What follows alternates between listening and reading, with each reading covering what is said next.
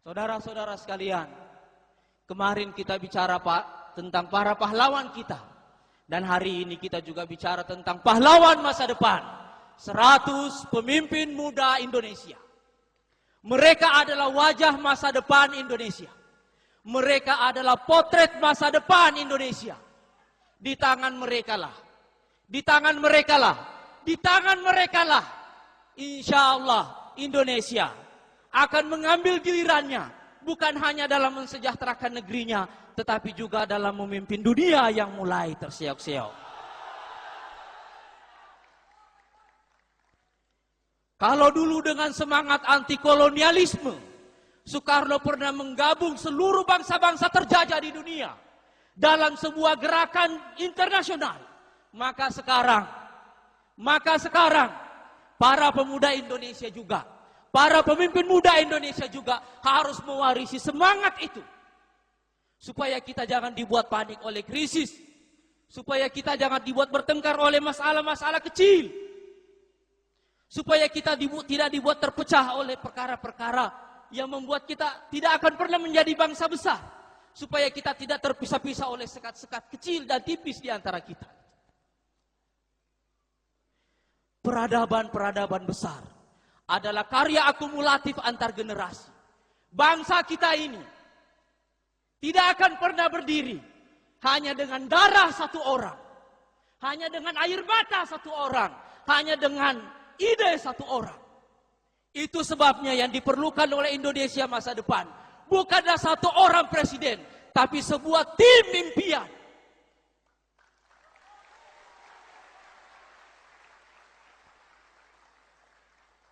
"100 pemimpin muda Indonesia" adalah ide tentang tim impian Indonesia masa depan.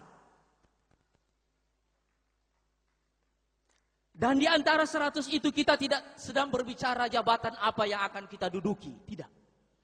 Karena itu tidak penting. Jabatan itu berbeda dengan karya. Jabatan itu berbeda dengan produktivitas.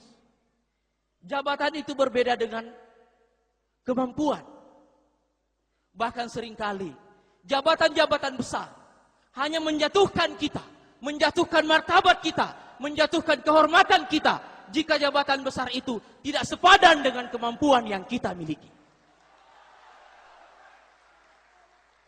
100 pemimpin muda Indonesia tidak lagi bicara tentang perbedaan, tapi bicara tentang persamaan.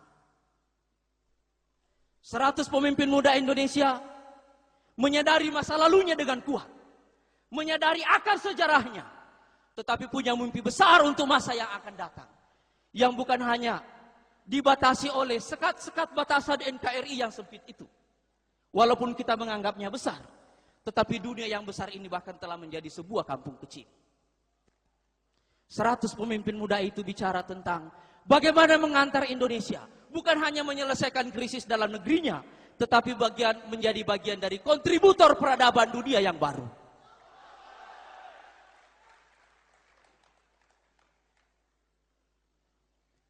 "100 pemimpin muda Indonesia tidak lagi bicara figur, tapi bicara ide-ide, bicara narasi.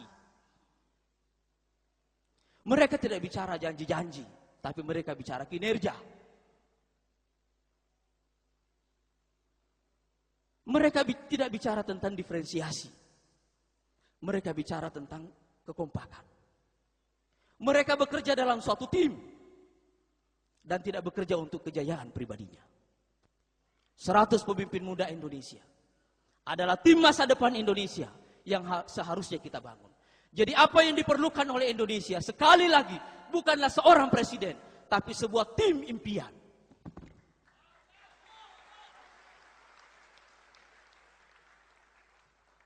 Dan PKS hanyalah sebuah partai kecil.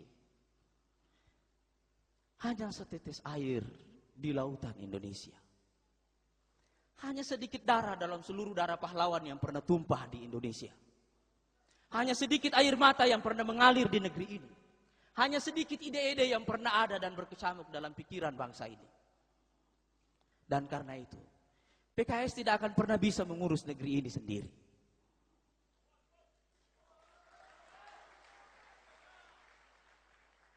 Kita percaya dengan keterbatasan kita. Dan karena itu kita rendah hati. Oleh karena itu,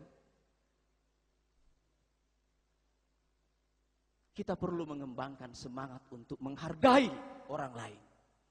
Semangat untuk menyadari bahwasanya di samping kita bekerja, ada juga orang lain yang ikut bekerja bersama kita.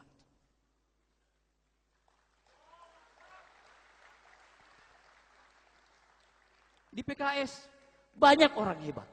Tapi di partai lain juga banyak orang hebat. Di PKS banyak reformis. Tapi di kelompok lain juga banyak reformis. Oleh karena itu, kita mesti keluar dari kandang kita masing-masing. Untuk bertemu pada suatu lapangan yang luas. Meneriakkan satu kata yang sama tentang masa depan Indonesia.